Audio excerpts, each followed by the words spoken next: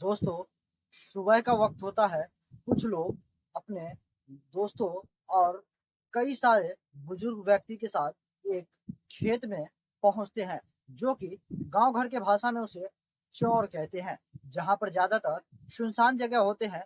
उस जगह पर पहुंचते हैं और उस जगह पर पहुंचने के बाद उन्हें वहां पर एक कंकाल दिखाई देता है, जो कि जला हुआ होता है। और वो कंकाल बिल्कुल से कई हिस्सों में अलग हो चुका था। इसे देखकर ग्रामीण जो होते हैं वो बहुत ही ज्यादा परेशान हो जाते हैं और हैरान हो जाते हैं।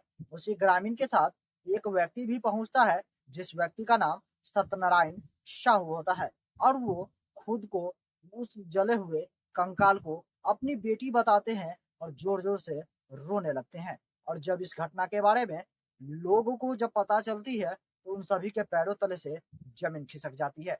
और इस घटना को लेकर तुरंत ही डायल 112 को सूचित किया जाता है। और उसके बाद जब उस घटना स्थल पर पुलिस टीम पहुंचते हैं तो जो मामला खुलकर सामने आता है वो हर कोई हैरान हो जाता है। किसी को यकीन नहीं हो रहा था कि वाकई में एक पत्नी की हत्या किसी और ने नहीं बल्कि उसकी सास, उसकी ससुर और उसकी पत्नी ने की होगी। आखिर यह पूरा मामला है क्या, आज के इस वीडियो में विस्तार से जानेंगे।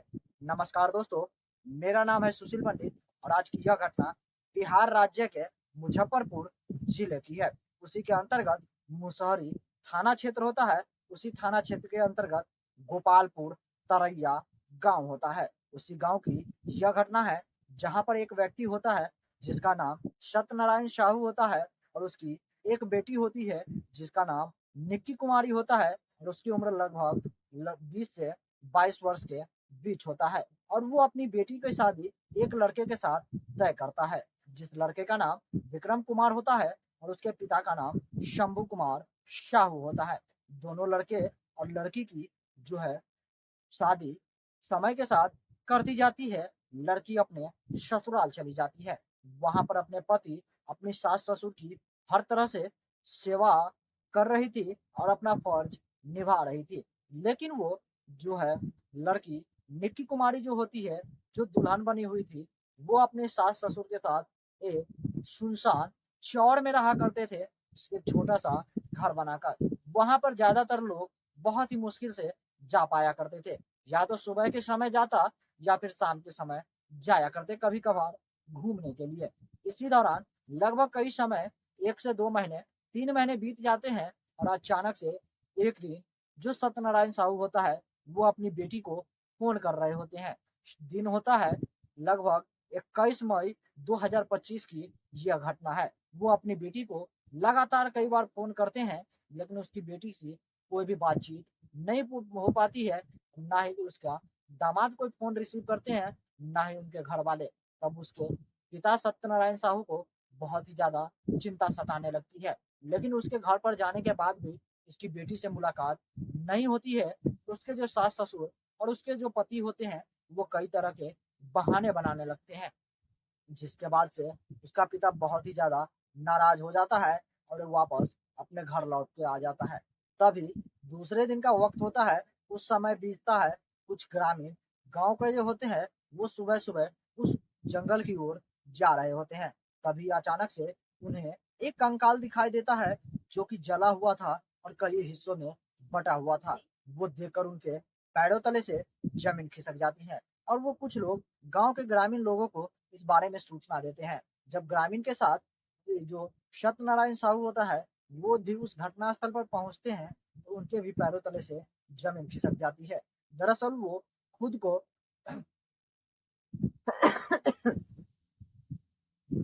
दरअसल वो खुद को उस जले हुए कंकाल के पिता बताते हैं। यानी कि वो उस जले हुए कंकाल को अपनी बेटी निक्की मान रहे थे और कह रहे थे कि उसकी सास ससुर और उसका जो पति था कहीं ना कहीं उसको दहेज के लिए उसकी बेटी की जो है जलाकर शव की कई सारी तरीके से हत्या कर दी। जब इस मामले में ग्रामीण को पता चलता है, वो लोग बिना कुछ देरी के हुए ही डायल 112 पर जो है मुजफ्फरपुर के अंतर्गत जो थाना क्षेत्र आता है मुसहरी, उस थाना क्षेत्र को इस घटना की जानकारी देते हैं। और जब डायल 112 उस घटना स्थल पर पहुंचते हैं और वो शव को जो देखते हैं वो भी हैरान होते हैं, क्योंकि उसकी बॉडी पूरी तरह से जल चुकी थी और नर कंकाल की तरह बन चुका था। अब पुलिस उस शव को किसी तरह से इकट्ठा करते हैं, उस कंकाल को, और उसे पोस्टमार्टम के लिए भेज देते हैं। फॉरेंसिक टीम उस घटना स्थल पर पहुंचते हैं और सबूत जुटाने की कोशिश करते हैं। कई सारे सबूत और फॉरेंसिक रिपोर्ट की जो रिपोर्ट आती है, उसके बाद ये सत्य साबित होता है कि हत्या उस सत्यनारायण साहू के बेटी निक्की कुमारी की ही की गई थी, और हत्या करने वाला कोई और नहीं बल्कि विक्रम सिंह, उसका पति और उसका सास ससुर जो शंभू सिंह होता है, वो सभी लोग ने मिलकर उस दुल्हन निक्की कुमारी की जो है हत्या कर दी थी, और उसके बाद उसके शव को कंकाल में तब्दील कर दिया था।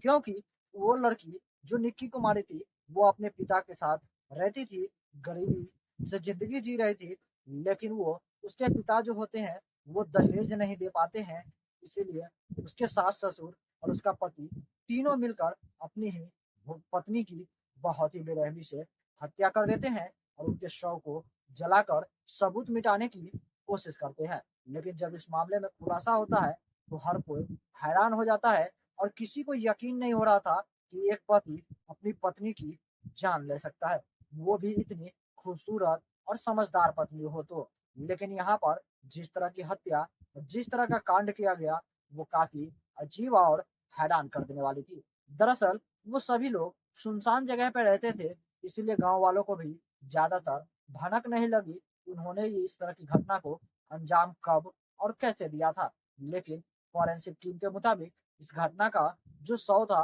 उसकी हत्या करने के बाद रात के समय लगभग 7 से 8 बजे उस शव को जलाकर सबूत मिटाने की कोशिश की गई थी। लेकिन जब रिपोर्ट आई, उस सारे मामले का खुलासा हो गया और हर कोई हैरान हो गया, और आखिरकार उस लड़की निक्की कुमारी के जो पति थे, उनके जो सास ससुर थे, उन तीनों को मुसहरी थाना क्षेत्र के पुलिस टीम पकड़कर उन्हें जेल ले जाते हैं, और उनके ऊपर हत्या का मामला दर्ज कर सबूत मिटाने के तहत जो भी कानूनी कार्रवाई होते हैं, उनके ऊपर कई सारे केस दर्ज किए जाते हैं और उन्हें कोर्ट में पेश की जाती है।